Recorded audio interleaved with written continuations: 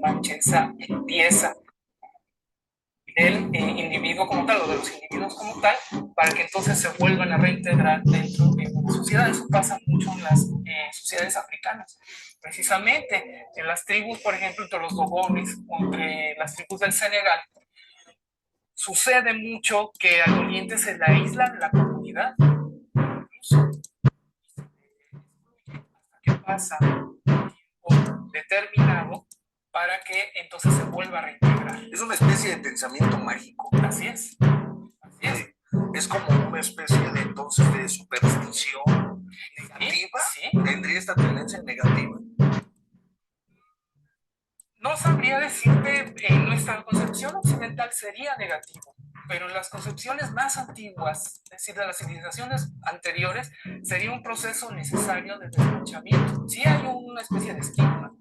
Se sabe que al fin y al cabo el individuo se va a poder reintegrar de alguna manera, mientras pasa ese proceso, pero también hay un proceso importantísimo que nosotros en Occidente ya no lo vemos, ya no lo tomamos en cuenta. En sociedades mucho más antiguas, incluso las africanas sí lo toman. Tiene que ver con el simbolismo del propio cadáver, de su deterioro, ¿no? Hay actividades que surgen precisamente con las funerarias, precisamente, de no se preocupe, nosotros le vamos a ahorrar esto. Nosotros nos encargamos. Nosotros nos encargamos. Incluso en la sociedad norteamericana hay casos muy extremos, por decirlo así, de no se preocupe, nosotros vamos por su muerto, nos encargamos de él y lo enterramos, usted ya no vaya. Por ejemplo, ese es un cambio drástico en nuestras sociedades, sobre todo las sociedades anglosajonas y europeas, donde se ve este ámbito de cambio del ritual funerario, ¿no? Que es necesario precisamente para psicológicamente llevar un proceso de duelo correcto. Y para eso sirve el rito, el mito, por supuesto, pero también el rito, por supuesto, que permite de alguna manera sacar esa pulsación, esa afección. De alguna manera. Podríamos entonces decir que algo así como que es una especie, no sé si estoy bien, corrígeme por favor, una especie de ritual. Ajá, precisamente. Entonces, el luto actualmente debería ser, y quiero decir debería ser, si no me corriges, un ritual. ¿Y por qué utilizo el debería ser? Porque en un cierto porcentaje, no quiero decir si es mucho o poco, pero en un porcentaje de nuestra sociedad, yo siento que el luto, más que un ritual de este desahogo, de esta limpieza, de esta, como mencionabas, mancha, exactamente, limpiar esta mancha de la muerte, siento que el luto se está utilizando como un quedar bien ante la sociedad por norma, que más que un alivio o limpia de la mancha, una expresión de mi dolor. Por ejemplo, que puedo creer que es expresión del dolor en la madre cuando ha perdido un hijo. No se va a andar con rollos sociales, ¿me entiendes? Pero en un porcentaje, yo creo que el luto se utiliza. Estaré en lo correcto. De hecho, el luto es un rito totalmente. El hecho de... Debe ser un rito y ha sido así. En nuestra sociedad occidental actual, mucho de ese ritual está sintetizado. Es una especie de cuestión... Cumplimiento nada más. ¿Social? Sí, porque también estamos viendo en nuestra sociedad actual, vayamos a un marco religioso, las creencias religiosas han cambiado mucho. Ya digamos, esta creencia o esta cosmogonía, llámese cristiana, por ejemplo, ¿no?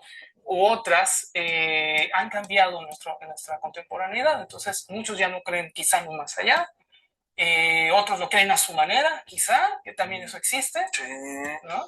Sí creo, pero creo igual que no exista el infierno o el purgatorio, etcétera, etcétera.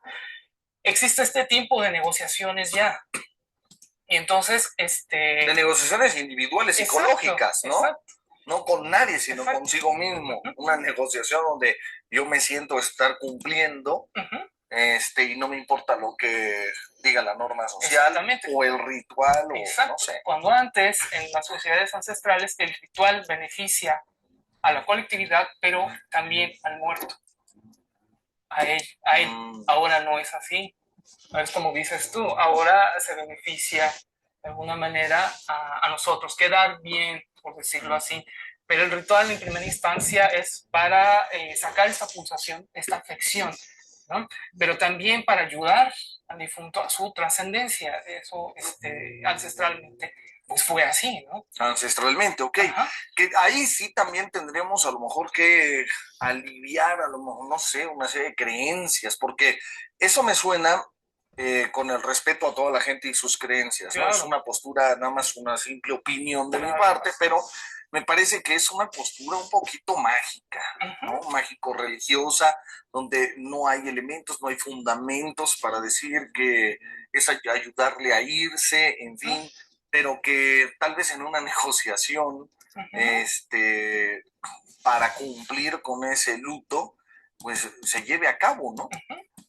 ¿Tú cómo ves esto? Si es como mágico religioso, ¿no? Sí, bueno, en primera instancia sí, lo dice claramente Thomas Luis Vincent. El ritual, como tal, beneficia no tanto al individuo que ya se ha ido, se ha muerto, sino a los que nos quedamos. Nos ayuda de alguna manera a bajar esa intensidad, acudiendo precisamente a este tipo de marcos cosmológicos y religiosos, mágicos, etcétera, etcétera. Nos da de alguna manera un consuelo. Como alcanzando una aceptación. Exactamente. Como entender qué pasó. Exacto.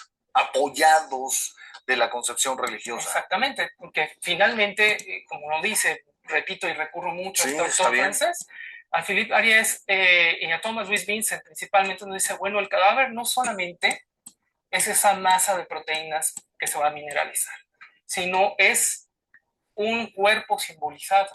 Le vamos a investir simbolismo. qué Poner, interesante. le vamos a dar un significado a ese cuerpo. ¿Y cómo lo vamos a expresar? Mediante actitudes, ¿sí? Cantos, quizá danzas, rezos, procesiones, las campanas que doblan, Sí. etcétera, ¿no? Los objetos artísticos. Exacto, que podríamos decir que el mismísimo moño será un objeto simbólico, ¿no? Exactamente. Yo te preguntaría a ti, Martín, ahora, si me permites, sí, para arrancar, sí. ¿no? Precisamente, tratar de dar un viaje por el tiempo. Perfecto, sí. ¿Crees tú que el luto, o la idea más que el luto, la idea de la muerte en nuestra actualidad sea cotidiana? No ¿La creo. pensaremos? No creo. Yo creo que no aparece en la mente del individuo hasta que sucede el hecho, ¿no? Igual y estoy mal, pero ¿no? Creo que eso es lo que sucede, como que una persona vive sin siquiera detenerse a pensar en su muerte, su finitud. En su finitud. Ándale, más que la muerte, en la finitud. Ese concepto está muy fregón. Porque resulta que efectivamente hace un poco un sacerdote dijo, bueno, un muchacho, una persona dijo, yo ya perdí la fe porque mi abuelita se murió, pues no inventes, tenía 95 años, ¿no? ¿Cómo no se va a morir, no? Pues sí, la finitud, ¿dónde está? Exacto, ¿no? Finalmente es una expresión de que, por lo general, nuestra sociedad del internet, nuestra sociedad de los medios de comunicación rápidos, de la era satelital, etcétera, lo menos que pensamos es en eso, sino pensamos en el ser, en el consumir, etcétera, etcétera, pero no hay esta introspección hacia la finitud de la vida que existía en el pasado. Nos lo dice muy bien Philippe Ariès, lo dice, las sociedades antiguas eran las sociedades de la muerte integrada en lo cotidiano. Estaba a diario, estaba en la casa. Por lo general pensamos muerte, cementerio. Y no era así. Exacto, ¿no? No era así. Vayamos, por ejemplo, quizá haciendo algunos ejemplos brincones, si tú quieres. Es la muerte integrada en la lo vida cotidiano. Oh, qué interesante, o sea, vivir con la finitud presente. Exactamente, en todo momento. Hay gente que se espanta con esto, sin embargo, me gustaría que nos des una idea de esa concepción en la antigüedad. Perfectamente, mira, voy a dar un salto en el tiempo, bien. Quizá no me vaya muy a lo antiguo, vámonos al periodo barroco holandés, por decirlo así.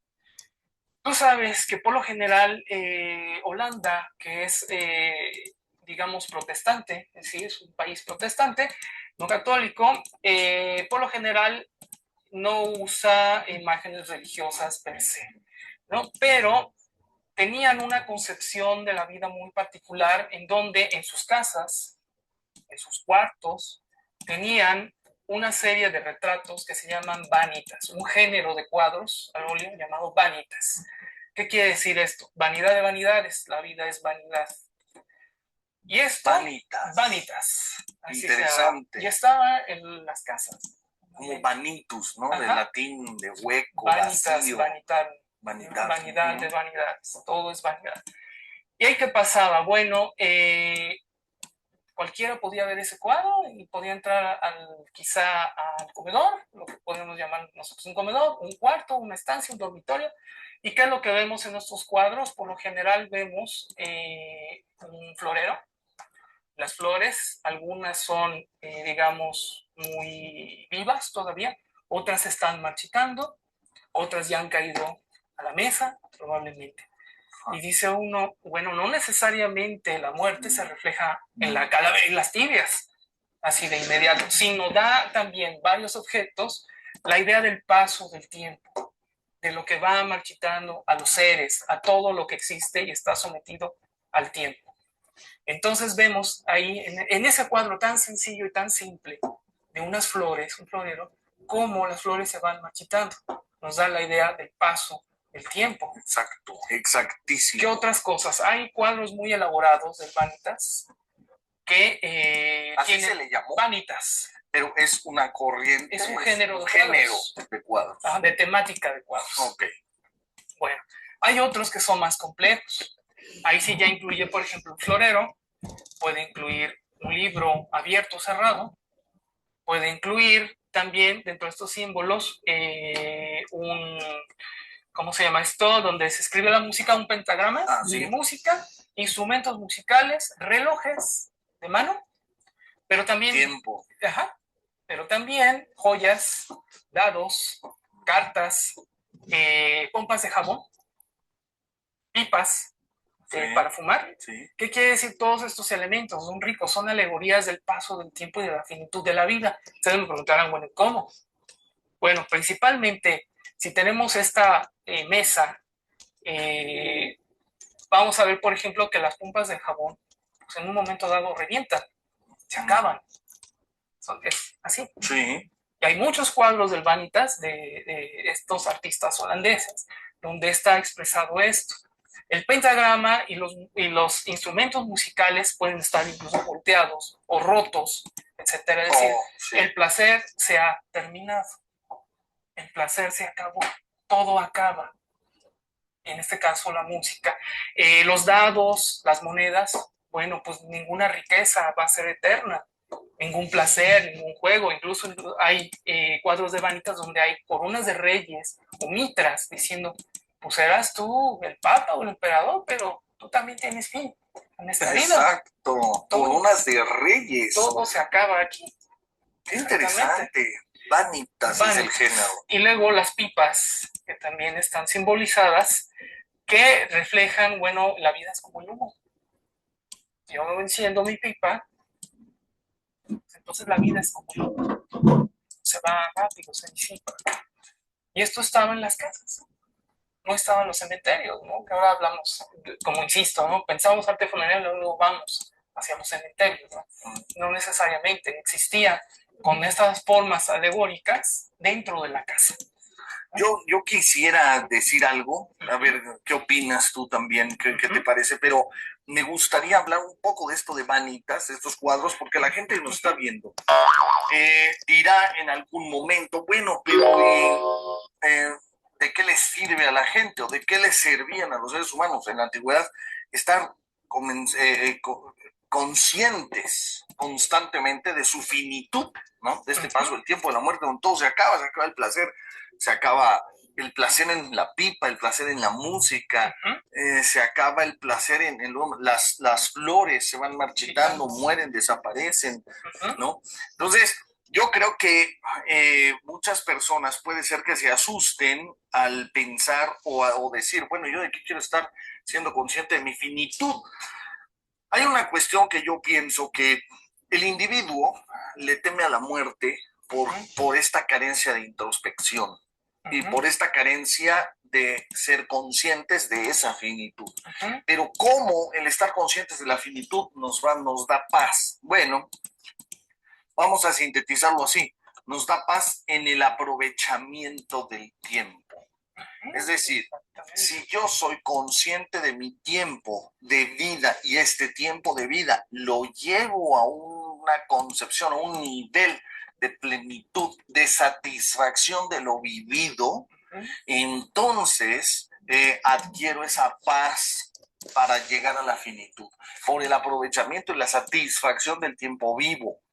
Sin embargo, cuando la finitud llega a nosotros en terceros o en la propia, y no hemos sido conscientes de paso a paso en este presupuesto de vida que tenemos, llegar a la satisfacción, a la plenitud, a esa tranquilidad de haber vivido lo que necesito vivir.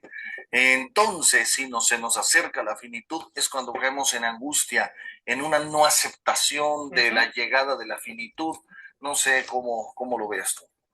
Pues principalmente yo lo contemplaría mucho más a nuestras sociedades, es definitivamente yo lo veo más marcado hacia ese lado y no, digamos, no es que es tan nuevo, digamos que hay análisis de esta, digamos, muerte como tal. Nosotros hemos hablado primero en este momento de una muerte asimilada a las sociedades antiguas, pero hay una muerte que después será exorcizada a finales del siglo XVIII con la Revolución Industrial.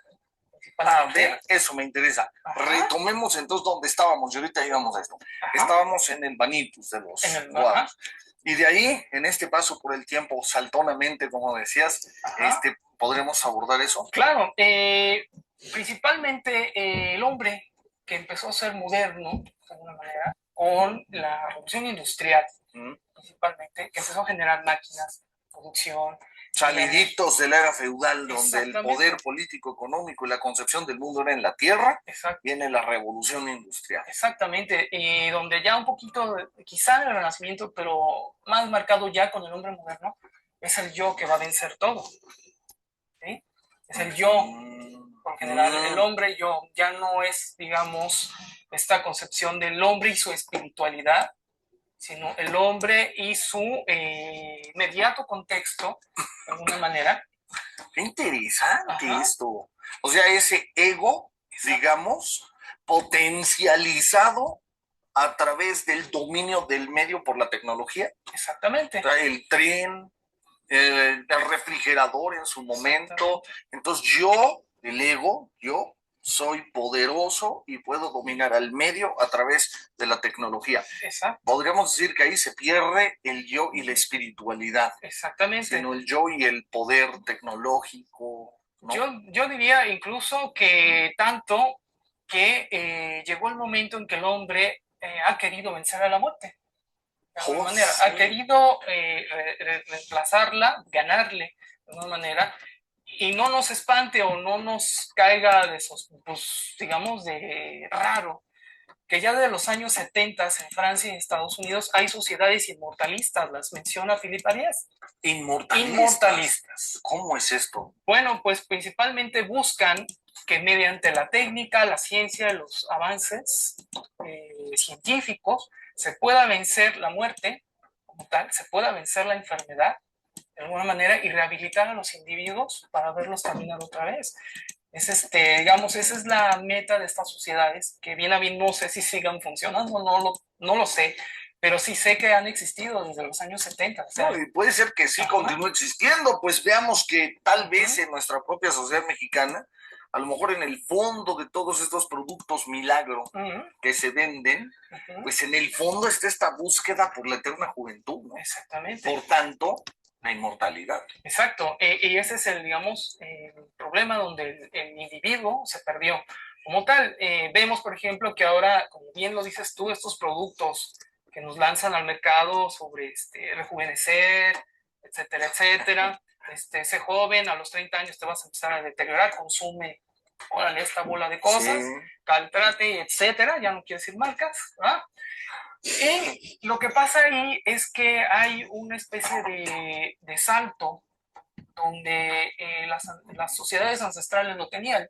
eras joven en un momento dado, había un rito de iniciación de la niñez a la adolescencia, Sí. a la adultez como tal. Hay muchos ritos acerca de ello, y la vejez también era un paso importante como tal. Y de la vejez a la muerte se entendía como un paso de trascendencia, no de derrota. Exacto. Esa es la diferencia en sociedades muy antiguas con la nuestra. Se trascendía del difunto como tal una vez que incluso tiene que ver mucho con el simbolismo del cuerpo que se descompone, ya que llega a su estado óseo como tal. Muchas sociedades lo sacaban y lo mandaban a un osario, a unas segundas exequias, que se llaman.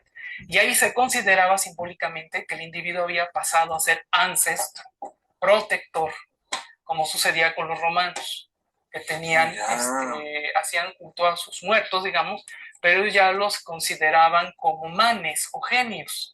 Incluso tenían un altar en la casa donde se les rendía culto, porque ya eran ancestros protectores de la casa. Lo que sucede en las sociedades orientales, por ejemplo en el Japón, donde también los familiares se convierten en ancestros o protectores como tal.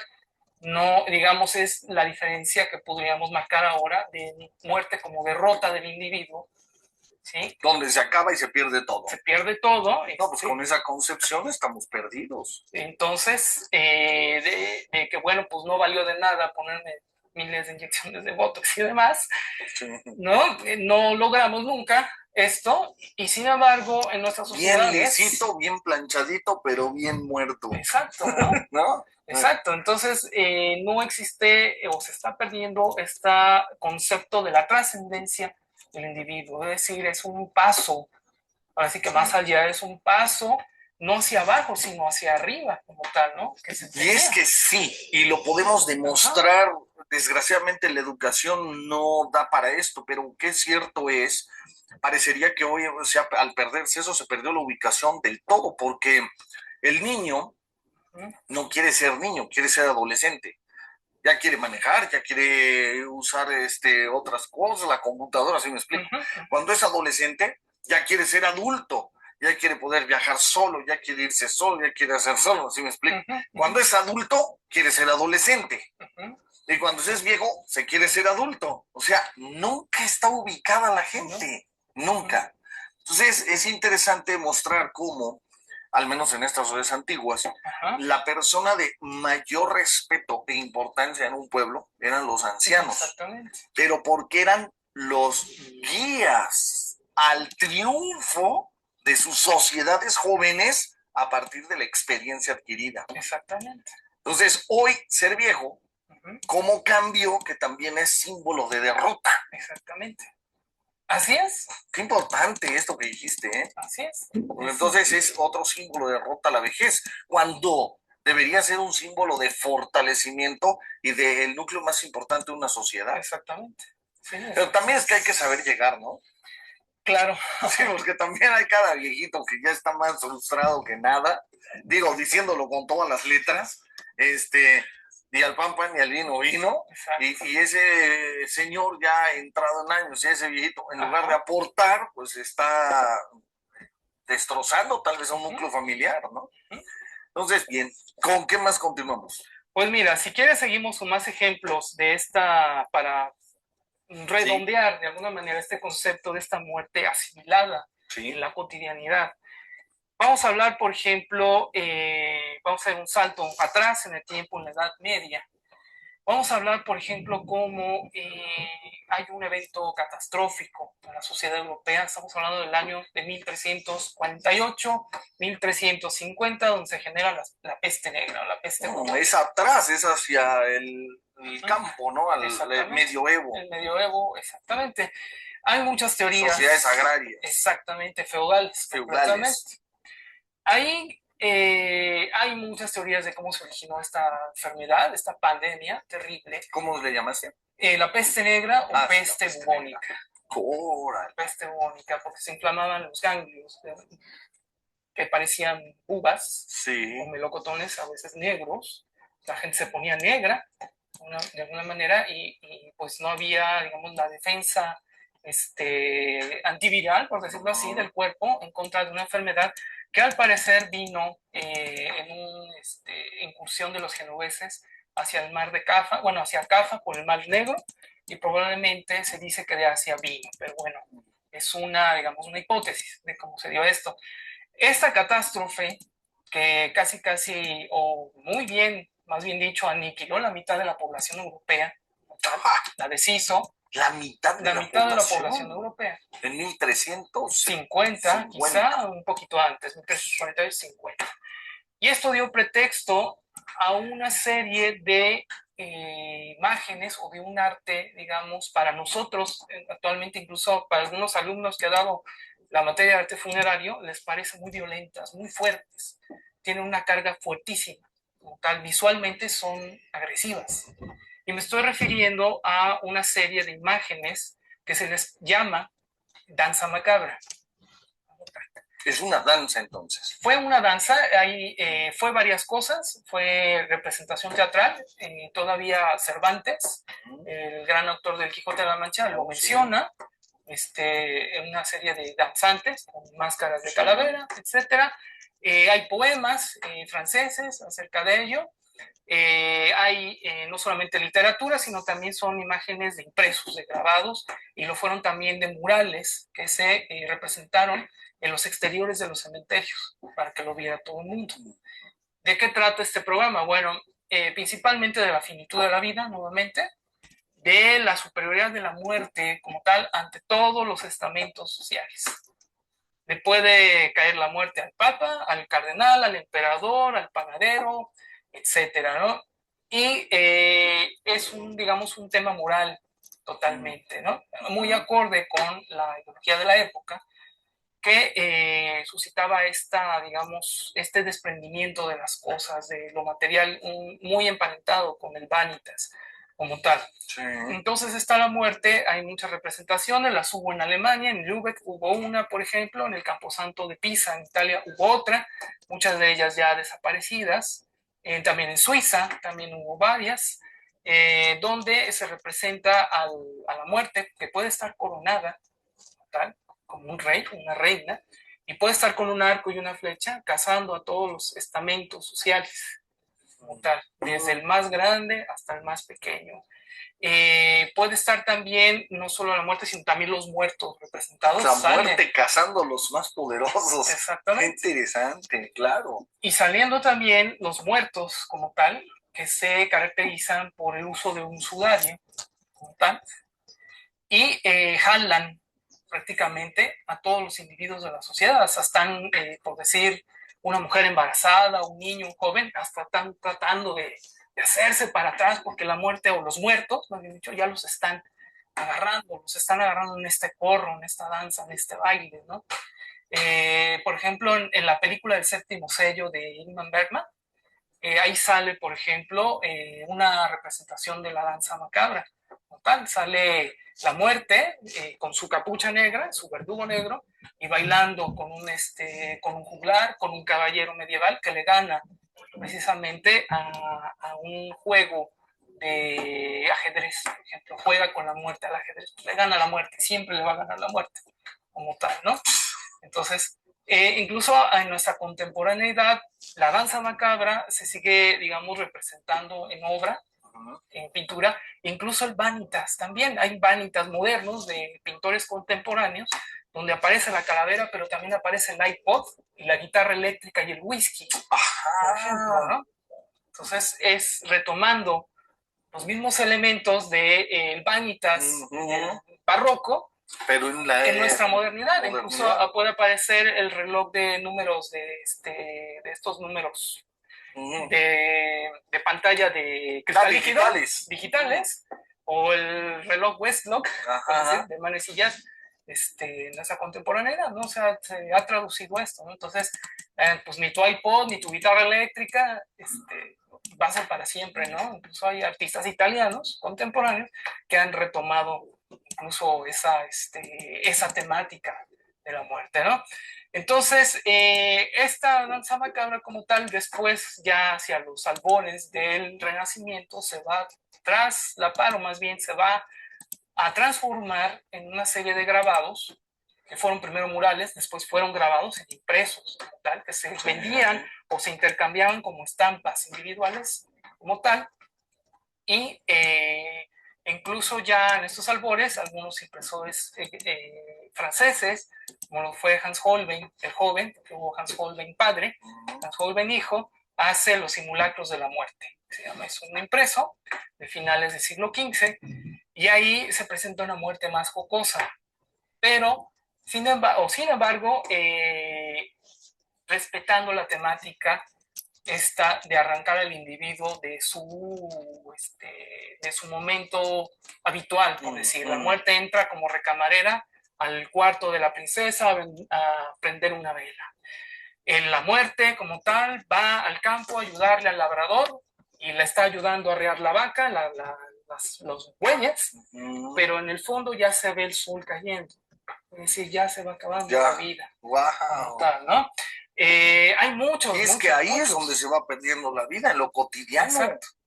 En ese arrear el buey cada día es un día muerto. Ajá, exactamente. Entonces, lo interesante de Holbein en sus simulacros de la muerte, lo que hace él es ir desde el nacimiento de la muerte, que también algunos impresores barrocos lo hicieron, es decir, cómo entra la muerte, bueno, mediante el pecado de Adán y Eva, ¿no? Que es la primera viñeta, como dice San Pablo, por un hombre entró la muerte al mundo, ¿no? Es decir, por el pecado original entra. Entonces, a veces está la muerte en una cuna, como tal, está naciendo.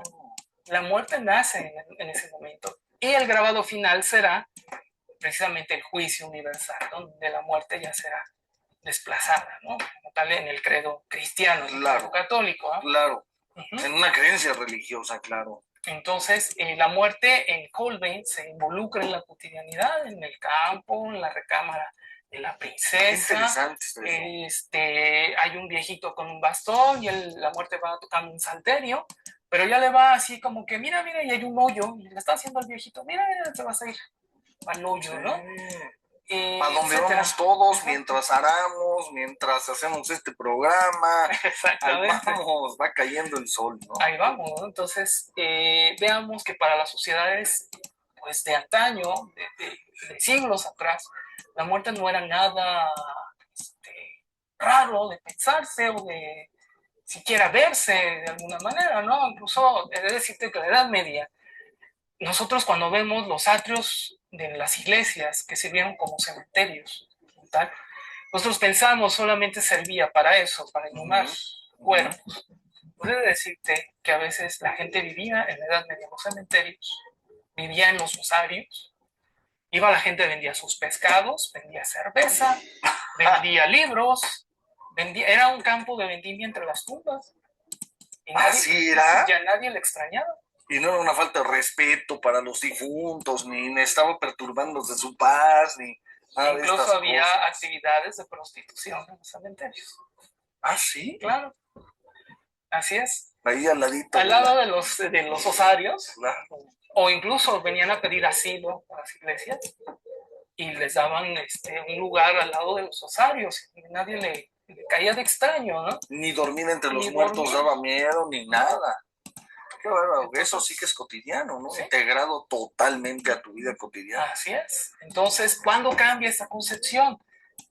Por ejemplo, en esto de los cementerios, bueno, por ejemplo, cuando viene la Ilustración, tal el siglo de las luces, siglo XVIII, hay también un concepto de lo higiénico, de lo que debe ser higiene, de lo que debe ser lo bueno, principalmente. Y curiosamente ya tenemos revolución industrial ahí. Y lo moderno. Y lo moderno. Y esa concepción de lo moderno que debe venir, ¿no? Y ahí, por ejemplo, nos hacemos otro salto en el tiempo en México, en el México barroco, por ejemplo, y ahí se van a dar los primeros proyectos de cementerios extramuros, fuera de la ciudad, porque hubo una pelea desde muy antaño, pero sobre todo dándose ya con la Ilustración, con los Borbones, digamos, administrando las colonias americanas, donde se estipula que ya no se puede enterrar en las naves de las iglesias. Hay relatos verdaderamente estremecedores, donde dice que luego las cajas de los muertos se salían de las banquetas o de los muros en las iglesias, y que luego la gente se tenía que salir por el hedor, ¿no? O sea, era una cosa que a nosotros ahora nos parecería así como muy así de ficción, muy fantasioso, pero que era una realidad en ese entonces. Sí, pero estamos hablando de problemas de salubridad, higiene y demás, ¿no? Exactamente. Donde hasta peligroso podría ser. Exactamente. Lo que llamaban en aquel entonces los miasmas. Ajá, exactamente. Los miasmas, ¿no? Podían contagiar una enfermedad y realmente así era. Como de ahí viene el anthrax, por ejemplo. Exactamente. Entonces, resulta que mediante estas nuevas ideas ilustradas se trata de sacar a los difuntos de las naves de las iglesias, de los pisos, porque también se enterraban los pisos como tal.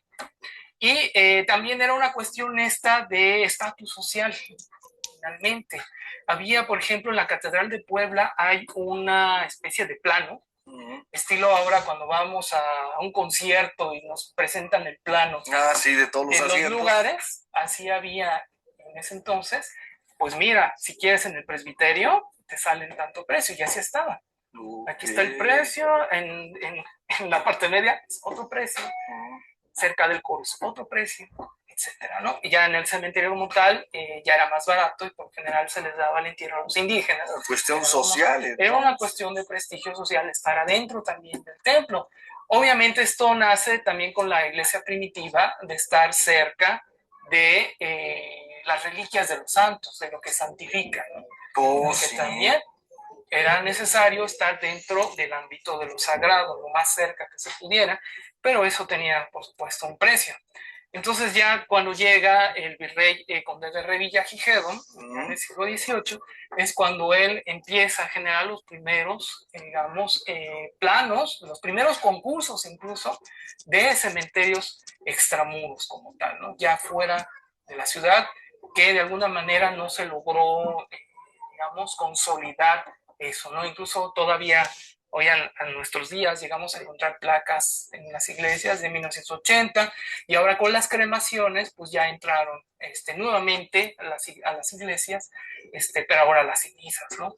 Qué interesante, Chihuahua, de verdad que sí, cómo va cambiando todo de acuerdo a la educación, la presión social, el estatus, y entonces lo sacan de las ciudades. Sacan de las ciudades a los difuntos, se trata de hacer eso.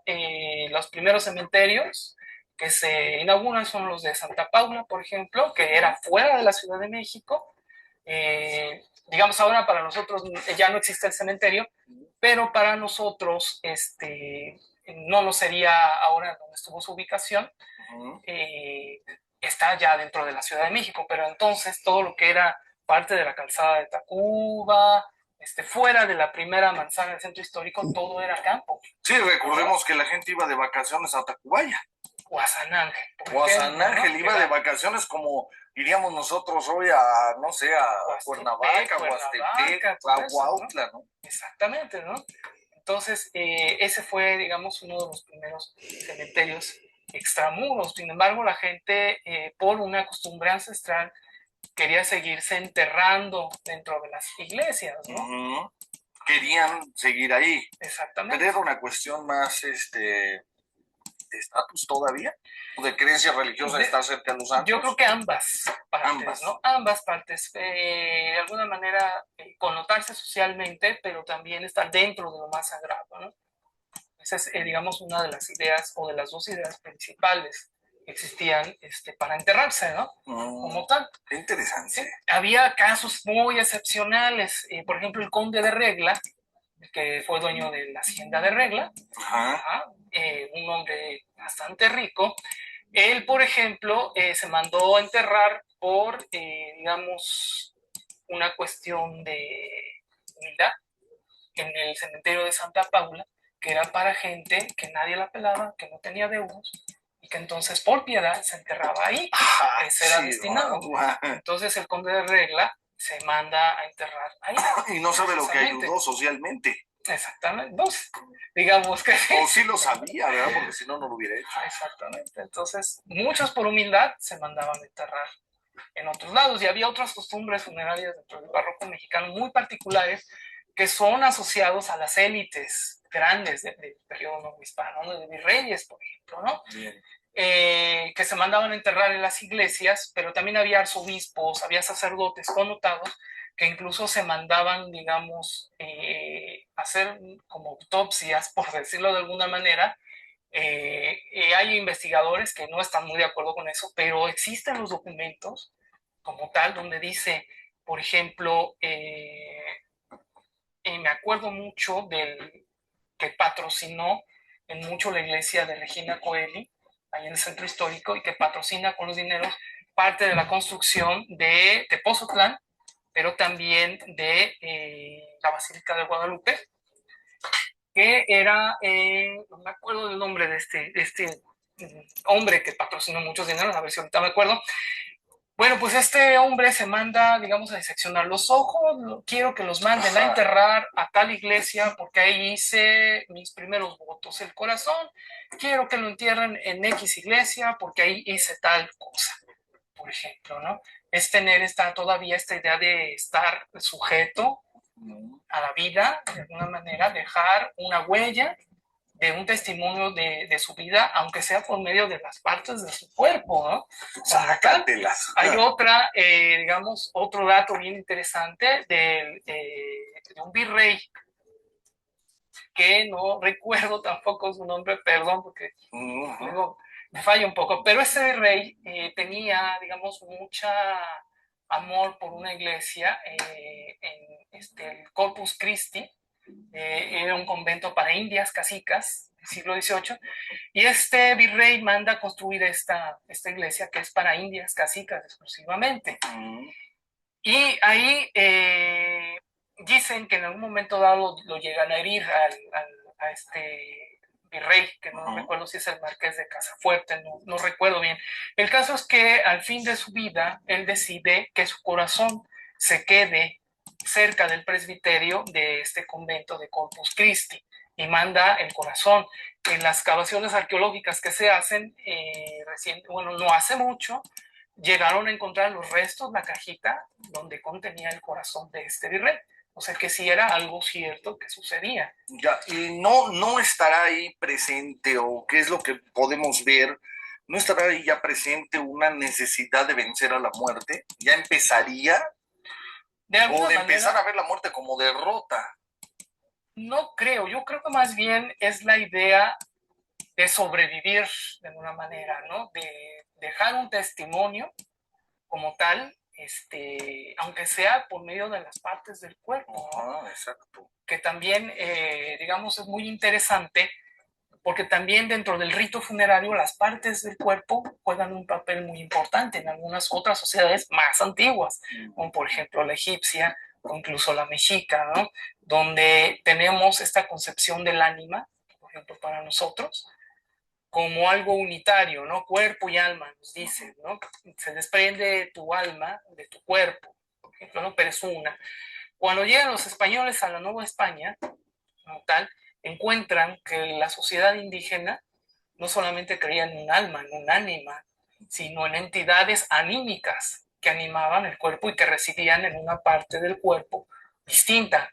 Por ejemplo, entre la concepción de los nahuas, había tres componentes anímicos, uno que radicaba en el cerebro, que se iba a un plano, dicen que superior, un plano celeste, otro que radicaba en el corazón, que quedaba, digamos, a ras de tierra, por decirlo plano así. terrenal. Ajá, y uno más que radicaba en el hígado, que ese se iba al inframundo, al Mictlán.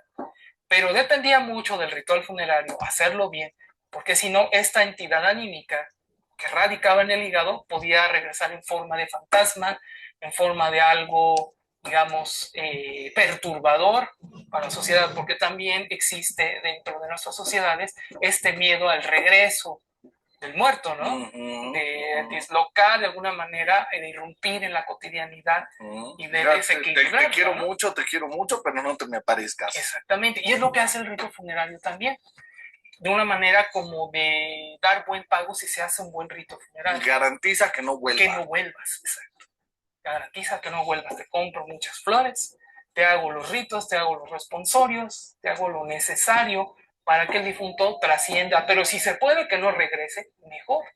aún, ¿no? Y hay otras actividades, digamos, dentro de la tanatopraxia, es decir, de la manipulación del cadáver, que son todavía más extremos, ¿no? Por ejemplo, en algunas sociedades africanas se ha llegado a romper las piernas del individuo, del difunto, para que no regrese de alguna manera. Existe este miedo también dentro de todo el ritual funerario del regreso de, ¿no? Sí, Muerto, sí se hace ¿no? presente en las sociedades actuales, ¿no? Todavía hay programas que hablan de esto, ¿no? Todavía está presente en nuestra cotidianidad esa cuestión del regreso del otro, del que se fue, ¿no? De una manera, pero de una manera violenta, de una manera que irrumpe, desequilibra. De una manera hollywoodense. Exacto. ¿No? Porque eso es lo que ha vendido realmente el cine. Un regreso a los muertos, pero violento, ¿no? Los zombies, los fantasmas están entre nosotros, irrumpe, como dices, de manera violenta. Sí, exactamente, ¿no? Entonces está esta idea también. Otra vez es cultural, ¿no? Es cultural. Digo, hablando de Hollywood en la época actual, pero en aquella época, Egipto, en la conquista de los españoles, ¿cuál sería la influencia que lleva al hombre a pensar que el retorno del muerto sería de una manera violenta, negativa? ¿De qué manera? Sobre todo cuando se pensaba, por ejemplo, en las sociedades prehispánicas, que el ritual no se había llevado bien a cabo, bajo los términos estrictos que debían seguirse. Si algo faltaba, había ese miedo, simplemente, ¿no? Es decir, pues es que estamos corriendo digamos, peligro, por decirlo así, de que regrese, de que retorne.